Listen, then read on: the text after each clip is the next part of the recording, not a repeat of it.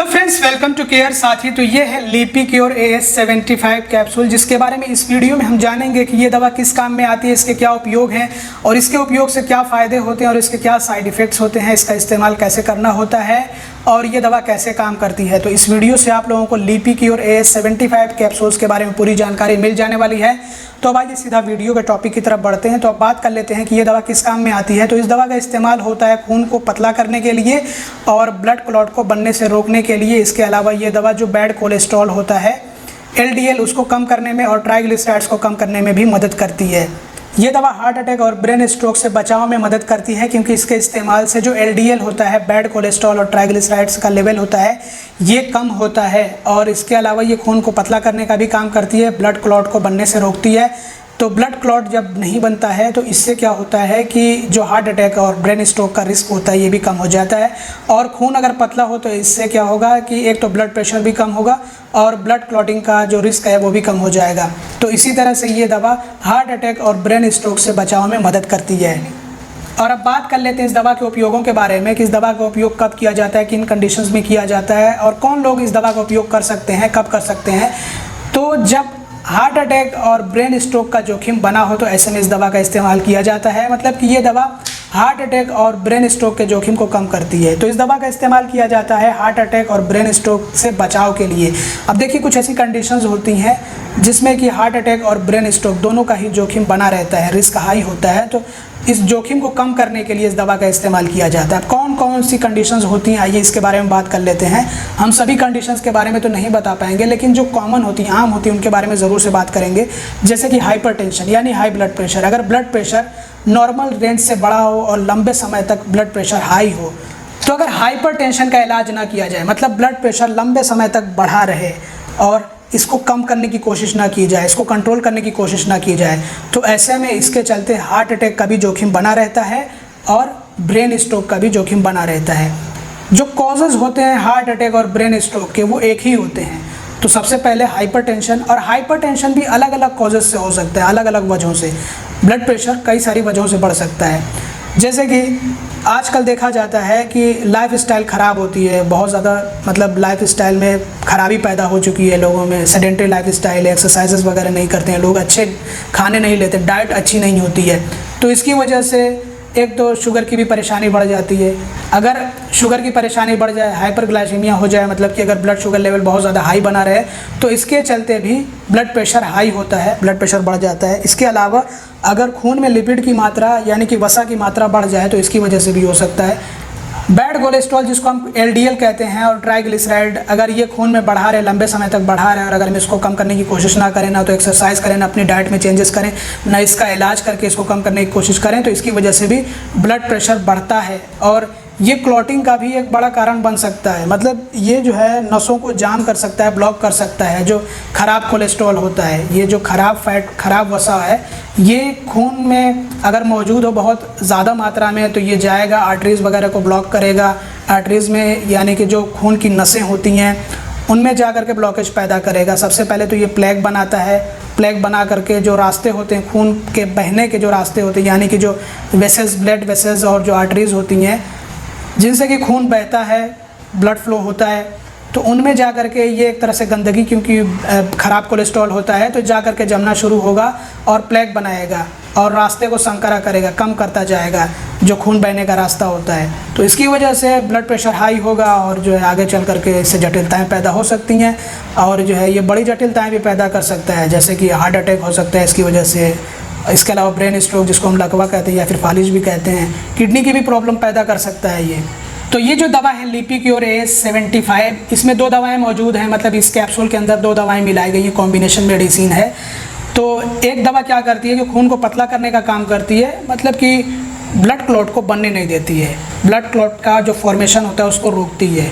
और जो दूसरी दवा है इसमें इसका काम ये होता है कि खून के अंदर जो ख़राब वसा होता है यानी कि जो LDL, ख़राब कोलेस्ट्रॉल, बैड कोलेस्ट्रॉल और ट्राइग्लिसराइड, इन दोनों को कम करने का काम करती है, ताकि ये दोनों जो है कम हो, ज़्यादा ना हो। नहीं तो अगर ये ज़्यादा होते हैं तो फिर जा करके जो खून का रास्ता होता है, खून के बहने का रास्ता यानी कि जो ब्लड वेसल्स और आर्टरीज होती हैं, उनमें जा करके ये धीरे धीरे करके एक तरह से जमाव करते हैं यानी कि प्लेग बनाते हैं और खून का रास्ता छोटा करते जाते हैं, और इसी की वजह से फिर जो है रास्ता ब्लॉक होता है, फिर जो है नसें जो है फट भी सकती हैं, दिक्कतें आती हैं। इसके चलते ब्लॉकेज वगैरह पैदा हो सकता है, क्लॉट बन सकता है, फिर वही जो है क्लॉट इधर उधर जाएगा। अगर वो हार्ट में गया तो हार्ट अटैक, ब्रेन में गया तो ब्रेन स्ट्रोक, किडनी में गया तो किडनी में भी प्रॉब्लम होगी, या फिर अगर जो है रास्ता ही ब्लॉक कर दे, ये ख़राब जो कोलेस्ट्रॉल होता है ये जम करके इकट्ठा होकर के रास्ता ब्लॉक कर दे, तो इसके चलते भी जहाँ का भी रास्ता ब्लॉक होगा उस हिस्से में अच्छे से ब्लड नहीं पहुँच पाएगा, ब्लड की सप्लाई कम होगी या बंद हो जाएगी, तो उस हिस्से को अच्छे से फिर ऑक्सीजन नहीं मिल पाएगा और वो शरीर का हिस्सा डैमेज होगा। अगर ये रुकावट, ये ब्लॉकेज जो है दिल की किसी नस में होगा तो फिर उससे हार्ट अटैक, और अगर दिमाग के किसी नस में होगा तो ब्रेन स्ट्रोक, और अगर किडनी के किसी नस में हुआ तो फिर जो है किडनी में प्रॉब्लम, किडनी फेलियर का भी इशू आ सकता है। तो इस दवा का इस्तेमाल किया जाता है आमतौर पर जो इस तरह के जोखिम होते हैं, हार्ट अटैक या फिर ब्रेन स्ट्रोक के जो जोखिम होते हैं उनको कम करने के लिए, प्लेग बनने से रोकने के लिए, क्योंकि ये बैड कोलेस्ट्रॉल को कम करने का काम करती है दवा, और दूसरे जो ब्लड क्लॉट बनने का खतरा होता है उसको भी कम करने का काम करती है ये दवा, क्योंकि इससे खून पतला होता है तो ब्लड क्लॉट बनने का चांस कम हो जाएगा, और ब्लड क्लॉट जब बनने का चांस कम होगा तो उससे फिर अपने आप हार्ट अटैक और ब्रेन स्ट्रोक का रिस्क भी कम हो जाएगा। तो ये दवा ऐसे लोगों को दी जाती है, डॉक्टर द्वारा ऐसे लोगों को प्रिस्क्राइब करी जाती है जिनका जो ब्लड प्रेशर है वो भी ज़्यादा होता है, और साथ ही साथ जो लिपिड होता है वो भी हाई होता है, यानी कि बैड कोलेस्ट्रॉल, ट्राइग्लिसराइड ये बढ़ा होता है खून के अंदर। तो अगर ज़्यादा बढ़ा हो तो ऐसे में दी जाती है, दवा देना पड़ता है। और अगर रिस्क हो, डॉक्टर को ऐसा लगे कि रिस्क है आगे चल करके क्लॉट बनने का, तो उस रिस्क को कम करने के लिए ये दवा दी जाती है। और साथ ही साथ कुछ ऐसे दिल के मरीज़ होते हैं या फिर जो ब्रेन स्ट्रोक के मरीज़ होते हैं उनको भी ये दवा दी जाती है, ताकि फ्यूचर में दोबारा कहीं पे कोई क्लॉट ना बने और जो है कहीं पे कोई प्लेग की वजह से ब्लॉकेज ना पैदा हो। तो इसीलिए जो दिल के मरीज़ होते हैं, मतलब जिनको हार्ट अटैक आया होता है पास्ट में, या फिर जो ब्रेन स्ट्रोक के मरीज़ होते हैं उनको भी ये दवा दी जाती है, ताकि उनका खून पतला हो, खून में क्लॉट ना बने और खून के अंदर जो गंदगी है यानी कि ख़राब कोलेस्ट्रॉल है वो हट सके। तो इससे क्या होगा कि फ्यूचर में एक तो हार्ट अटैक और ब्रेन स्ट्रोक का रिस्क भी कम हो जाएगा, और दूसरी ये कि खून पतला होगा और खून से गंदगी हटेगी तो ब्लड फ्लो अच्छे से होगा, बेहतर होगा। तो जब ब्लड फ्लो अच्छे से होगा तो ब्रेन में भी ब्लड फ्लो अच्छे से होगा, और साथ ही साथ हार्ट में भी ब्लड फ्लो अच्छे से होगा। तो इससे क्या होगा कि बचाव मिलेगा, और अगर पहले हार्ट अटैक या फिर ब्रेन स्ट्रोक आया हो तो उसके इलाज में भी मदद मिलेगी, क्योंकि ये ब्लड फ्लो को भी बेहतर बनाने में मदद करेगी दवा। इससे खून पतला होगा तो ब्लड फ्लो बेहतर होगा, और इससे एक तो जो हाइपरटेंशन यानी कि ब्लड प्रेशर हाई होता है वो भी कम होगा, और दूसरे क्लॉटिंग का भी रिस्क इससे कम हो जाएगा। तो खून का बहाव बेहतर होगा संकरी नसों में भी, जिन नसों में बिल्कुल जो समझ लीजिए कि ब्लॉकेज का बिल्कुल खतरा पैदा हो जाता है, प्लेग बहुत ज़्यादा बन जाता है, या फिर जो क्लॉट जहाँ पे अगर कहीं पे क्लॉट बन गया हो, हल्का फुल्का क्लॉट हो, तो उस क्लॉट को गलाने में भी, कम करने में भी ये दवा मदद करेगी, क्योंकि ये एक एंटीप्लेटलेट मेडिसिन है। इसमें दवा ऐसी मिलाई गई है जो क्लॉट को बनने नहीं देती है। तो इससे ब्लड फ्लो बेहतर होगा, ब्रेन में भी, हार्ट में भी और किडनी में भी, तो सारे जो है अच्छे से फंक्शन कर पाएंगे। और ये जो मतलब हार्ट अटैक और ब्रेन स्ट्रोक का जो जोखिम होता है ये ज़्यादातर बुज़ुर्ग लोगों में होता है, जिनकी उम्र ज़्यादा होती है और इम्यूनिटी कमज़ोर हो जाती है, तो उनमें भी ये दवा दी जाती है। अगर लिपिड जो है हाई हो, बैड कोलेस्ट्रॉल अगर बहुत ज़्यादा बढ़ा हो और खून मोटा हो तो ये दवा डॉक्टर द्वारा ही प्रिस्क्राइब करी जाती है, और किसी भी तरह की दवा का इस्तेमाल अपनी मर्ज़ी से नहीं करना चाहिए है। तो ये दवा डॉक्टर द्वारा दी जाती है, और डॉक्टर के रिकमेंडेशन पर ही आपको किसी भी तरह की दवा का इस्तेमाल करना चाहिए, अपनी मर्ज़ी से किसी भी तरह की दवा का इस्तेमाल नहीं करना चाहिए है। और अब बात कर लेते हैं इस दवा के फ़ायदों के बारे में कि इस दवा के इस्तेमाल से क्या फ़ायदे होते हैं। तो इस दवा के इस्तेमाल से हार्ट अटैक और ब्रेन स्ट्रोक का जोखिम कम होता है। तो हार्ट अटैक और ब्रेन स्ट्रोक से बचाव में ये दवा मदद करती है। इसके अलावा अगर हम बात करें इसके दूसरे फ़ायदों के बारे में, तो ये ब्लड प्रेशर को भी कम कर सकती है, क्योंकि इसके इस्तेमाल से जो बैड कोलेस्ट्रॉल होता है, LDL, ये कम होता है, ट्राइग्लिसराइड का लेवल कम होता है। इसके अलावा जो HDL का लेवल होता है, जिसको गुड कोलेस्ट्रॉल कहा जाता है, ये बढ़ता है। जब HDL बढ़ता है तो LDL अपने आप ही कम होता है, और जब LDL कम होता है तो HDL बढ़ेगा। और ये ट्राइग्लिसराइड्स और बैड कोलेस्ट्रॉल यानी कि LDL ही होता है, जिसके चलते खून के गुजरने का जो रास्ता होता है वो बहुत ही ज़्यादा नैरो, संकरा हो जाता है, क्योंकि ये प्लेग इकट्ठा करते हैं, प्लेग बनाते हैं ब्लड वेसल्स में। तो इससे एक कंडीशन पैदा हो सकती है एथेरोस्क्लेरोसिस। तो अगर बैड कोलेस्ट्रॉल और ट्राइग्लिसराइड के लेवल को कम किया जाए तो इस तरह की कंडीशन से भी बचा जा सकता है। तो ये दवा क्योंकि बैड कोलेस्ट्रॉल और ट्राइग्लिसराइड्स के लेवल को भी कम करती है, तो इस तरह की कंडीशन से भी बचाने में मदद करेगी, और इसका नाम क्या है, एथेरोस्क्लेरोसिस। इस तरह की कंडीशन पैदा होने का खतरा कम हो जाएगा इस दवा के इस्तेमाल से, क्योंकि ये बैड कोलेस्ट्रॉल को हटाएगी, ट्राइग्लिसराइड के लेवल को कम करेगी तो इससे क्या होगा कि हार्ट अटैक और ब्रेन स्ट्रोक का रिस्क भी कम हो जाएगा। इसके अलावा ये दवा क्योंकि खून को भी पतला करने का काम करती है और ब्लड क्लॉट को बनने नहीं देती है, तो खून जब पतला होगा तो आराम से जो ब्लड आर्टरीज और वेसल्स हैं उनसे गुजर सकेगा, ब्लड वेसल से आराम से खून फ्लो कर पाएगा, ब्लड फ्लो कर पाएगा, तो इससे ब्लड प्रेशर भी कम होगा। और क्योंकि ये दवा ब्लड क्लॉट को बनने नहीं देगी, तो जिसके चलते हार्ट अटैक और ब्रेन स्ट्रोक का रिस्क भी कम होगा, क्योंकि ये ब्लड क्लॉट ही होता है जिसके चलते हार्ट अटैक भी आ सकता है और ब्रेन स्ट्रोक भी हो सकता है। ये क्लॉट जहाँ पे भी जाएगा इससे दिक्कत पैदा होगी। और अब बात कर लेते हैं कुछ सेफ्टी एडवाइस और प्रिकॉशंस के बारे में। तो ये दवा आपको कभी भी अपनी मर्ज़ी से नहीं लेना है, क्योंकि इससे खून पतला होता है तो ब्लीडिंग का जो जोखिम है वो भी बढ़ जाएगा। तो अपनी मर्ज़ी से इस दवा को नहीं लेना है। किसी भी तरह की दवा का इस्तेमाल करना हो हमेशा डॉक्टर की देखरेख में करना चाहिए, डॉक्टर की सलाह पे करना चाहिए है। इसके अलावा इस दवा को अगर आप ले रहे हैं, आपके डॉक्टर ये दवा लेने को कह रहे हैं, रेकमेंड कर रहे हैं आपके लिए, तो आपको ये दवा अपनी मर्ज़ी से बंद भी नहीं करना है।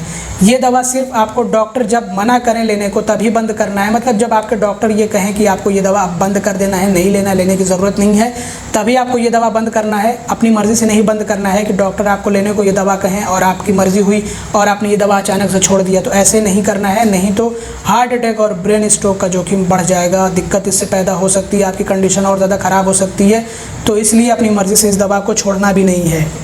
इसके अलावा इस दवा को इस्तेमाल करने के साथ साथ जो दूसरे तरीके होते हैं लिपिड को कम करने के, यानी कि जो बैड कोलेस्ट्रॉल होता है उसको कम करने के, वो भी अपनाने पड़ेंगे। जैसे कि आपको हेल्दी लो फैट डाइट लेनी होगी, ऐसी डाइट जिसमें कि फ़ैट की मात्रा बहुत ज़्यादा कम हो, और आपको बैलेंस डाइट लेनी है, मतलब कि ऐसी डाइट जिसमें कि आपको न्यूट्रिएंट्स अच्छे से मिल सकें, प्रोटीन वगैरह, इसका भी आपको ख्याल रखना है। फ्रूट्स वगैरह भी लेना है और आपको रेगुलर एक्सरसाइज करते रहना है, ताकि आप एक्सरसाइज करें तो इससे आपको फ़ायदे पहुँचे, ये दवा अच्छे से काम कर सके और जो बैड कोलेस्ट्रॉल है ये कम हो सके। अगर आप सिर्फ दवा पे निर्भर रहेंगे तो इससे आपको परेशानी होगी। तो बेहतर है कि आप जो है अपनी लाइफस्टाइल में भी चेंजेस लेकर आएँ।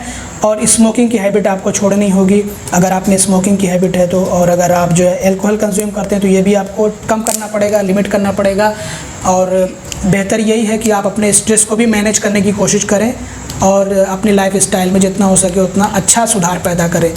इसके अलावा आपको ब्लीडिंग का भी ध्यान रखना है कि इस दवा के इस्तेमाल के दौरान, क्योंकि ब्लीडिंग की जो टेंडेंसी होती है वो बढ़ जाती है, मतलब कि खून बहने या फिर आपका ये रक्त रिसाव की जो संभावना होती है वो बढ़ जाती है, क्योंकि ये दवा खून को पतला करती है। तो इसलिए आपको थोड़ा ध्यान देना है कि आपको कहीं कट ना लगे, कहीं चोट ना लगे, इसका आपको ख्याल रखना पड़ेगा। नहीं तो कट लगने पे, चोट लगने पे खून अधिक बह सकता है, तो इसलिए आपको ध्यान रखना पड़ेगा इसका भी। और अगर आप इस दवा के इस्तेमाल के दौरान कुछ जो है एबनॉर्मल चेंजेस देखते हैं, मतलब कि असामान्य बदलाव अपने शरीर में, जैसे कि अगर आपकी जो त्वचा है ये पीली पड़ रही है तो आपको अपने डॉक्टर से तुरंत संपर्क करना है। या फिर मसल पेन हो रहा हो, जो कि जा ना रहा हो, मसल पेन हो रहा है बिल्कुल, तो ऐसे में आपको अपने डॉक्टर से संपर्क करना है। या फिर आपका यूरिन का कलर बदल गया हो, बिल्कुल गाढ़ा या फिर जो है बिल्कुल काला टाइप का तो हम नहीं कह सकते हैं, लेकिन हाँ बहुत ज़्यादा ब्राउनी हो गया है, डार्क टाइप का हो गया, गहरा कलर का हो गया है, तो आपको तुरंत अपने डॉक्टर से संपर्क करना चाहिए है। इसके अलावा अगर आपको किडनी या फिर लीवर से जुड़ी कोई बीमारी है तो आपको अपने डॉक्टर से पहले ही बता देना है, ये दवा लेने से पहले ही, ताकि आपके डॉक्टर आपके लिए सही खुराक और सही दवा रिकमेंड कर सकें, प्रिस्क्राइब कर सकें। इसके अलावा जो महिलाएं गर्भवती या फिर गर्भावस्था की योजना बना रही हैं या फिर दूध पिला रही हैं अपने बच्चे को, तो उनको भी ये दवा लेने से पहले अपने डॉक्टर से सलाह लेना बहुत ज़्यादा ज़रूरी है। और अगर आप साथ में कोई दूसरी दवाएं ले रहे हैं तो उन दवाओं के बारे में भी अपने डॉक्टर को ज़रूर से जानकारी दें, ताकि आपके डॉक्टर जान सके, समझ सकें कि ये दवा आप पे कैसे इफ़ेक्ट करेगी। कोई ऐसी दवा तो नहीं है जो इसके साथ में इंटरेक्ट करे। तो इसलिए इन सब के बारे में, मतलब अपनी पूरी मेडिकल हिस्ट्री, पर्सनल हिस्ट्री आपको अपने डॉक्टर को बतानी होती है, ताकि आपके डॉक्टर आपका सही से इलाज कर सकें। और अब बात कर लेते हैं इस दवा के साइड इफ़ेक्ट्स यानी कि दुष्प्रभावों के बारे में। तो आप कह सकते हैं कुछ नुकसान भी हैं, फ़ायदे हैं। तो जैसे कि एब्डोमिनल पेन, मतलब पेट में दर्द, पेट दर्द होना, या इंडाइजेशन मतलब अपच होना, अच्छे से खाना पच ना पाना, कॉन्स्टिपेशन मतलब कि कब्ज़ होना, जॉइंट पेन मतलब जोड़ में दर्द होना, जोड़ों में दर्द होना, या इंसोम्निया, नींद ना आना। तो ये इसके कुछ कॉमन साइड इफ़ेक्ट्स हैं, मतलब कि आम दुष्प्रभाव हैं, और ये धीरे धीरे करके चले जाते हैं। जैसे जैसे जो दवा आपके बॉडी के साथ में एडजस्ट होती है वैसे वैसे ये धीरे धीरे करके चले जाते हैं। इनके लिए मेडिकल अटेंशन की ज़रूरत नहीं होती है। लेकिन अगर आप बहुत ज़्यादा चिंतित हो या फिर आप में कोई ऐसा साइड इफ़ेक्ट आ गया जो कि जा ना रहा हो और गंभीर हो गया हो, जिससे आप परेशान हैं, तो आप तुरंत अपने डॉक्टर से संपर्क करें। या फिर कोई एलर्जी अगर आपको देखने को मिली तो आप अपने डॉक्टर से संपर्क करें तुरंत। और साइड इफ़ेक्ट लंबे समय तक बना रहे तो भी आपको अपने डॉक्टर से बात कर लेनी चाहिए है। इसके अलावा जो नाक और गले का रास्ता होता है उसमें सूजन आ सकती है, इसको बोलते हैं नेसोफेरिंजाइटिस। इसके अलावा डायरिया हो सकता है, मतलब दस्त हो सकता है, नोज़ ब्लीड्स मतलब कि नाक से खून आ सकता है, तो नोज़ ब्लीड हो तब भी आपको इसके बारे में अपने डॉक्टर को ज़रूर से बताना चाहिए है। लीवर फंक्शन में एबनॉर्मलिटी आ सकती है, तो कभी कभी को डॉक्टर लीवर फंक्शन का टेस्ट भी करा सकते हैं। बेहोशी जैसा महसूस हो सकता है, नोसिया हो सकता है मतलब मितली जैसा महसूस हो सकता है, वोमिटिंग हो सकती है मतलब उल्टी जैसा महसूस या फिर हो सकता है। इसके अलावा माइग्रेन हो सकता है, सिर दर्द हो सकता है, यानी कि तो ये इसके कुछ कॉमन साइड इफ़ेक्ट्स यानी कि आम दुष्प्रभाव हैं। वैसे तो एक दवा के बहुत सारे साइड इफ़ेक्ट्स हो सकते हैं, अलग अलग व्यक्तियों पे अलग अलग तरह के साइड इफ़ेक्ट्स देखने को मिलते हैं। तो अब अगर हम एक एक साइड इफ़ेक्ट्स के बारे में चर्चा करें तो ये वीडियो बहुत ज़्यादा लंबा हो जाएगा, जो कि हम नहीं चाहते हैं। एक बात का आपको ध्यान रखना है कि जब आप नाखून वगैरह काट रहे हो या फिर शेविंग वगैरह कर रहे हो तो थोड़ा आपको ध्यान देना है। अगर आप बाल वगैरह कटवा रहे हैं तो आपको ध्यान देना है। अगर ये दवा इस्तेमाल कर रहे हैं तो आपको इन सब पे ध्यान देना है कि कहीं कट ना लगे, चोट वगैरह ना लगे, नहीं तो ब्लीडिंग की टेंडेंसी बढ़ी होती है तो खून बह सकता है।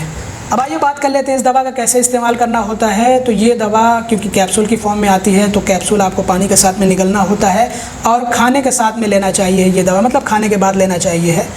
और इसके डोज के बारे में बात करें तो इसकी डोज तय करी जाती है डॉक्टर द्वारा मरीज़ की स्थिति को देखते हुए। मरीज़ की जैसी कंडीशन होती है उसी हिसाब से इसकी डोज तय करी जाती है और ये डॉक्टर तय करते हैं। अब क्योंकि हर मरीज़ की कंडीशन एक ही जैसी नहीं होती है, बीमारी एक ही जैसी नहीं होती है, तो इसलिए इसकी जो डोज़ है ये भी अलग अलग मरीज़ों पे अलग अलग तरह से दी जा सकती है।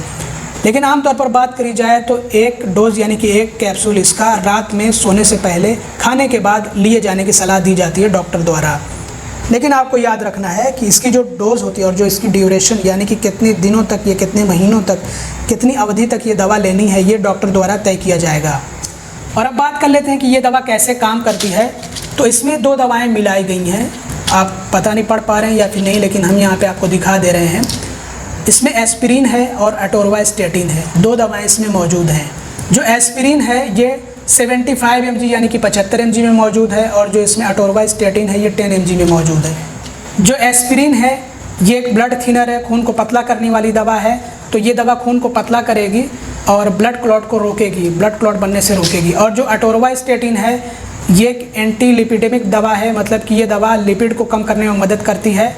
तो एटोरवास्टेटिन स्टेटिन ग्रुप में आने वाली एक दवा है और ये दवा ऐसे काम करती है कि ये दवा जो बैड कोलेस्ट्रॉल होता है LDL उसको कम करती है और ट्राइग्लिसराइड के लेवल को भी कम करती है और HDL को बढ़ाती है। तो इस तरह से ये दोनों दवाएं मिल करके काम करती हैं और इसमें से एक दवा ब्लड क्लॉट को नहीं बनने देती है और दूसरी दवा जो ख़राब कोलेस्ट्रॉल होता है, जो खून के अंदर एक तरह से गंदगी होती है, उसको साफ़ करने का काम करती है।